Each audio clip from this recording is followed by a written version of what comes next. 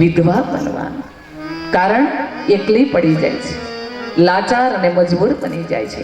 પરમ પૂજ્ય ગુરુદેવ વારે વારે કહેતા, બેટા વિધવા નારીને ક્યારે દુખી નહીં કરતા, એને મદદ કરજો, સાથ અને સહયોગ આપજો.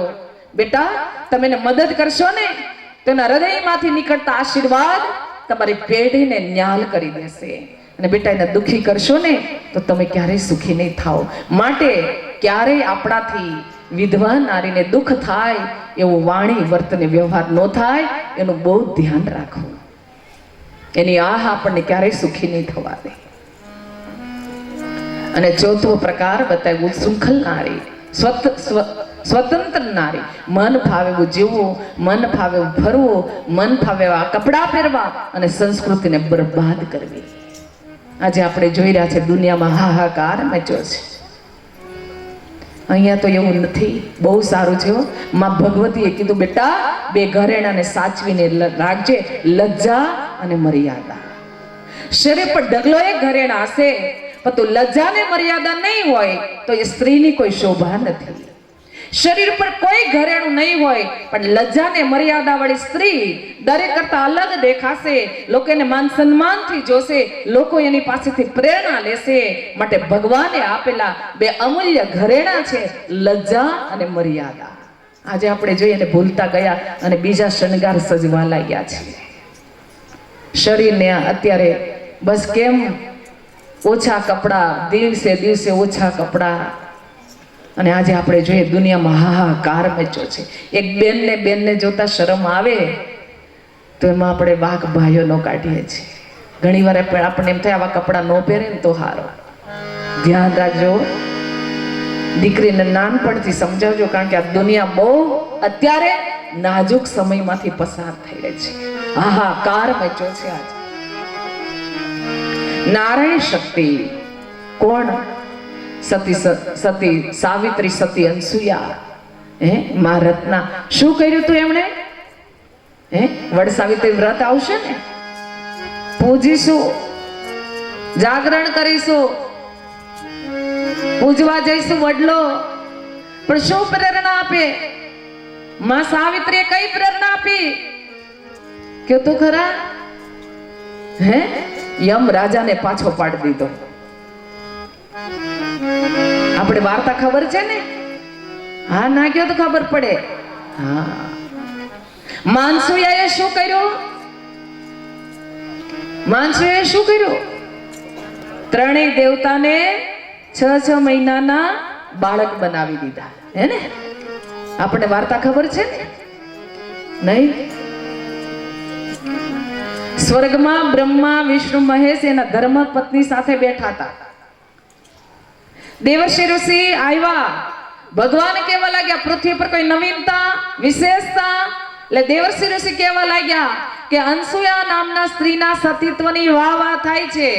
અને આ ત્રણેય દેવી સાંભળ્યું અને વિચાર કરવા લાગ્યા, શું દુનિયામાં આવી નારી હોઈ શકે? ત્રણેય દેવતાને કહે છે જાઓ જઈને તપાસ કરી આવો. ત્રણેય દેવતા કે ના, અમને ના મોકલો. તો કે ના, તમારે જવું જ પડશે. ત્યારથી ચાલ્યું આવે. બેન કે એટલે ભાઈએ જવું પડે. ત્રણેય દેવતા સામાન્ય બ્રાહ્મણ દેવતાનું રૂપ ધારણ કર્યું. માતા અનસુયાના આંગણે આવ્યા, બૂમ પાડી ભિક્ષામ દેહી. માં દોડતા દોડતા આવ્યા, ફળનો ટોપલો લઈને. અરે બ્રાહ્મણ દેવતા આવ્યા છે, ત્રણ બ્રાહ્મણ દેવતા આવ્યા છે. અને માં ભિક્ષા આપવા જાય છે તો કહે છે કે તમારી ભિક્ષા નહીં લઈ જાય. માં કે મારા આંગણે આવ્યા છો, હું ખાલી નહીં જવા દઉં, તમારે કંઈક તો લેવું પડશે. ત્યારે ત્રણેય દેવતા બ્રાહ્મણ રૂપ ધારણ કરીને આવનાર કેવા લાગ્યા, અમે ત્યારે જ સ્વીકાર કરીશું જ્યારે તમે નિર્વસ્ત્ર થઈને ભિક્ષા આપશો ને ત્યારે. અને માએ જોઈ લીધું કે આવું માગનાર કોઈ સામાન્ય ના હોઈ શકે, નક્કી કોઈ મહાન શક્તિ હોવી જોઈએ. ધ્યાનમાં જોઈ લીધું કે આ કોણ છે? દેખાતા બ્રાહ્મણ સ્વરૂપ પણ છે કોણ? અને ધ્યાનમાં જોયું આ કોઈ બ્રાહ્મણ નથી, આ તો બ્રહ્મા, વિષ્ણુ ને મહેશ છે. આ તો દેવતાઓ આવ્યા છે, એને ખાલી હાથ ના જવા દેવાય. માએ આંખ ખોલી, હાથમાં અંજલિ લીધી અને માં કેવા લાગ્યા તમારી ઈચ્છા પૂરી થશે એમ કરીને અંજલિ છાટે છે. ત્રણેય દેવતાને 6 મહિનાના બાળક બનાવી દીધા. પોતાના ખોડામાં લઈ અમૃત પાન કરાયું. માં વિચાર કરવા લાગ્યા, ત્રણેય દેવતા આવ્યા, જો ત્રણેય દેવી આવે ને તો મારું જીવન ધન્ય બની જાય. અને માએ જાણી જોઈને ઘરના દરવાજાની સામે ઘોડિયું બાંધ્યું અને ત્રણેય દેવતાને હિચકાવા લાગી. કામ કરતી જાય, હિચકાવતી જાય અને રાહ જોતી જાય. ઉપર ત્રણેય દેવી રાહ જુએ. એક દેવી બીજા દેવી પાસે જઈને કહેવા લાગ્યા, તમારા એ આવ્યા? તો કે ના. તો કે મારાય નથી આવ્યા. ત્રીજા આવ્યા કે મારાય નથી આવ્યા. ત્રણેય વિચાર કરવા લાગ્યા, નક્કી દુનિયામાં ફસાઈ ગયા લાગે છે, ચાલો એને ગોતવા જઈએ. ત્રણેય દેવી આવ્યા, સામાન્ય સ્ત્રી રૂપ ધારણ કર્યું, ચારે બાજુ ફરવા લાગ્યા, કે દેખાયા નહીં. ત્રણેય દેવીએ વિચાર કર્યો, નક્કી અનસુયાએ ફસાવી દીધા હશે, ચાલો અનસુયાના આંગણે જઈએ. માં અનસુયાના આંગણે ત્રણેય દેવી આવ્યા અને જોયું, આ તો 6 મહિનાના બાળક બનીને હિચકી રહ્યા છે. ત્રણેય દેવી ઈશારો કરીને કીધું, તમને શરમ નથી આવતી? તમે હિચકો છો ને અમે ઉપર રાહ જોઈએ છે. ત્રણેય દેવતાએ ઈશારો કરીને કીધું, હવે અમારું કઈ ચાલશે નહીં, તમારું કઈ ચાલે તો કરો, નહીં તો અમારે અહીંયા આવું જ રહેવું પડશે. ત્રણેય દેવી અસલી સ્વરૂપ પ્રગટ કર્યું. માં દોડતા દોડતા આવ્યા, માએ 2 હાથ જોડી વંદન કર્યા. માં ધન્ય બન્યા અને સામે 2 હાથ જોડી વંદન કર્યા. હે અનસુયા, તારા સતીત્વને કોટી કોટી વંદન છે. હવે અમારે તને બીજું કઈ નથી કહેવું, અમારી એક જ પ્રાર્થના છે કે અમારા પતિદેવને અમારી સાથે વિદાય કર. માં અનસુયાએ હાથમાં અંજલિ લઈ ત્રણેય દેવતાઓ પર છાટે છે અને ત્રણેય દેવતાએ પોતાનું અસલી સ્વરૂપ પ્રગટ કર્યું. બ્રહ્મા, વિષ્ણુ, મહેશ પ્રગટ થાય છે. વિદાય વખતે માં અનસુયાને કહેવા લાગ્યા, હે માં, તારું અમૃત પાન કર્યું છે માટે એક સદભાગ્ય આપવા માંગે છે, એનો સ્વીકાર કર. બ્રહ્મા, વિષ્ણુ, મહેશ એક બને છે. ભગવાન દત્તાત્રેયનું નિર્માણ થાય છે અને દત્તાત્રેયના માતા એ માતા અનસુયા કહેવાયા. માટે પ્રભુ ગુરુદેવ હતું, બેટા નારી શું ના કરી શકે? સ્વયં દુર્ગા, કાલી, કલ્યાણી, ગાયત્રી ને સાવિત્રી છે.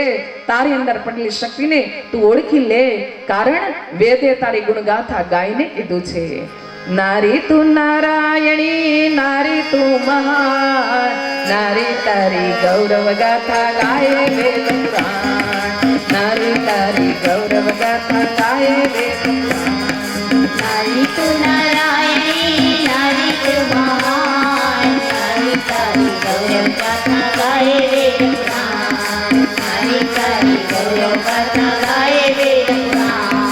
નારી તું નારાયણી, નારી તું મહાન, નારી તારી ગૌરવ ગાથા ગાય વેદ પુરાણ. નારી તારી ગૌરવ ગાથા ગાય વેદ પુરાણ.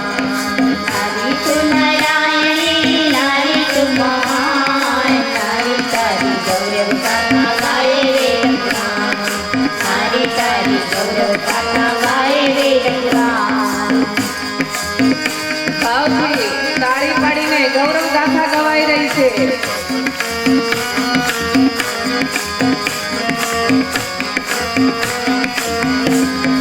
નારી તું ચાહે અગર તો આ જગત પલટી શકે છે. નારી તું ચાહે અગર તો આ જગત પલટી શકે છે. ચાહે તો તું સ્વર્ગ બનાવે, ચાહે નરક રચી શકે છે. ચાહે તો તું સ્વર્ગ બનાવે, ચાહે નરક રચી શકે છે. ચાહે તો તું સાપ બની કે ચાહે તો તું સાપ બને કે બની શકે બળવાન. નારી તારી ગૌરવ ગાથા ગાય વેદ પુરાણ. નારી તારી ગૌરવ ગાથા ગાય વેદ પુરાણ. નારી તું નારાયણી, નારી તું મહાન, નારી તારી ગૌરવ ગાથા ગાય વેદ પુરાણ. નારી તારી ગૌરવ ગાથા ગાય વેદ પુરાણ. ગૌરવ ગાથા ગવાથી ને આવી તાળી ચાલે? આપણે સરખી તાળી ન પાડી શકે તો શું કરી શકવાના હતા? જરા ભાવથી આવે છે સંતાન પેલા માતા તારા ઉદરમાં, આવે છે સંતાન પેલા માતા તારા ઉદરમાં. પામે છે સંસ્કાર જેવા હોય તારા હૃદયમાં. પામે છે સંસ્કાર જેવા હોય તારા હૃદયમાં. દેવ બનાવે કે દેવ બનાવે કે દાનવ તારા હાથ થાય. નારી તારી ગૌરવ ગાથા ગાય વેદ પુરાણ. નારી તારી ગૌરવ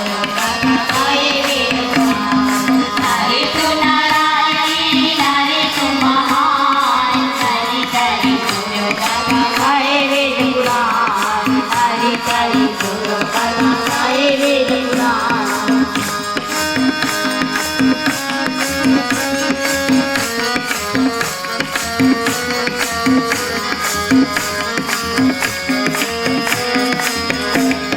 જો તો કૌશલ્યા બને તો શ્રી રામને આવવું પડે જો તો કૌશલ્યા બને તો શ્રી રામને આવવું પડે શ્યામ પણ આવી શકે છે જો તું દેવકી બને શ્યામ પણ આવી શકે છે જો તું દેવકી બને સરસ્વતીને લક્ષ્મી રૂપ રૂપ સરસ્વતીને લક્ષ્મી રૂપ તો દુર્ગા સમાન તારી તારી ગૌરવ ગાથા ગાય વેદ પુરાણ તારી તારી ગૌરવ ગાથા ગાય વેદ પુરાણ નારી તું નારાયણી નારી તું મહાન તારી તારી ગૌરવ ગાથા ગાય વેદ પુરાણ તારી તારી ગૌરવ ગાથા ગાય વેદ પુરાણ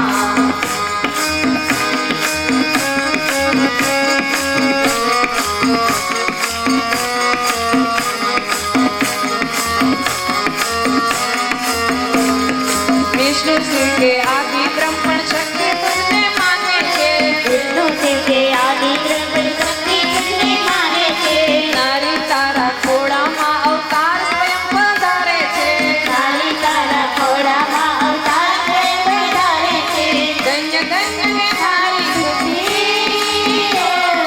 ધન્ય ધન્ય હે નારી તુજની જય જાય નારી તારી ગૌરવ ગાથા ગાય વેદ પુરાણ નારી તારી ગૌરવ ગાથા ગાય વેદ પુરાણ નારી તું નારાયણી નારી તું મહાન નારી તારી ગૌરવ ગાથા ગાય વેદ પુરાણ નારી તારી ગૌરવ ગાથા ગાય વેદ પુરાણ નારી તારી ગૌરવ ગાથા ગાય વેદ પુરાણ બોલે જગદંબે માં માત કી જય હે નારી તું જાગ અને બીજાને જગાડ તેમાં ભગવતીની વેદના છે મારી દીકરીઓ ક્યાં ફસાણી છે ક્યાં અટકી છે ક્યાં પોતાની શક્તિ સમય અને સંપત્તિને બરબાદ કરી રહી છે બેટા જાગ અને બીજાને જગાડ આપણે જોઈએ કે માં ભગવતીની વેદના છે મારી દીકરીઓ નહીં જાગે તો આવતો સમય ખૂબ કષ્ટદાયક અને દુઃખદાયક આવશે માટે આજે નારી શક્તિને જગાડવા માટે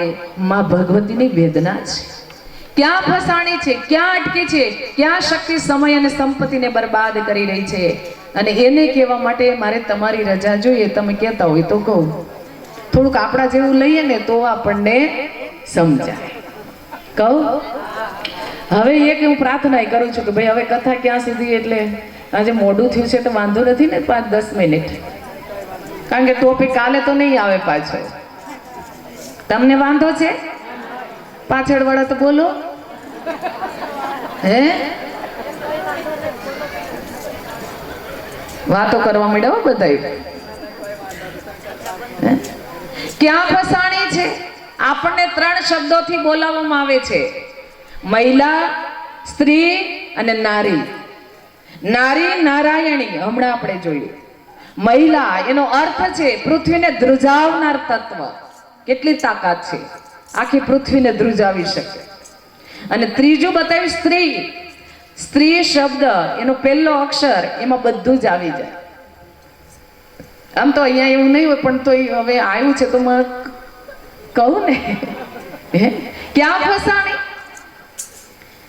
પહેલો અક્ષર આવે સ એમાં બધું આવી જાય સ એટલે સેલ સ એટલે શણગાર સ એટલે સિરિયલ સ એટલે સાસુ અને સ એટલે સત્સંગ બધું સ ઉપરથી આવ્યું ને કે ને પીળી સાડી પહેરીને દોડ્યા જ કરે કઈ ધંધો છે કે નહીં પણ એ બિચારી શું કરે ચેન ન પડે તો સત્સંગમાં જશે તો પેઢીને તારી દેશે પણ ઉપર ખબર નહીં સેલ આવ્યો હોય એકલી નો જાય ફોન આવે તારે આવું છે મારે કાંઈ નથી લેવું તારી સાથે આવો અને સાથે જઈએ તો ખાલી આવીએ નહીં ઘેર આવીને કે કાંઈ લાવવાનું નતું કેમ લાવ્યા એક સાથે ફ્રી હતું ને એટલે લાવી અને 2-3 મહિના થાય બેમાંથી એક કામ લાગે નહીં શક્તિ બગડી સમય બગડ્યો પૈસા બગડ્યા તોય ચિંતા ન થાય પણ અઠવાડિયે 1 કલાક સ્વાધ્યાયમાં જવાનું હોય તો હે જવાય ને? હવે તો આમ હા તો કયો. હે અમારા હંસાબેન આવ્યા છે, પીપળીમાં કથા થઈ અત્યારે. તમે જુઓ કેટલું સરસ મજાનું ચલાવી રહ્યા છે ત્યાં કેન્દ્ર. કથા પછી સફળતા જોઈએ હે ને. દેવળીમાં તો સરસ થાય છે, તમને ખબર જ છે. કેટલું સરસ ભગવાનની કૃપા. અને ગુરુદેવ બતાવે બેટા, જેના પર મારી ઈચ્છા હશે, જેને હું પસંદ કરીશ એ જ મારું કામ કરી શકશે. બાકી કોઈની તાકાત નથી કે મારી નજીક આવી શકે. અને એ પસંદ કરે ને તો ક્યારેય શાંતિથી બેસતા નહીં.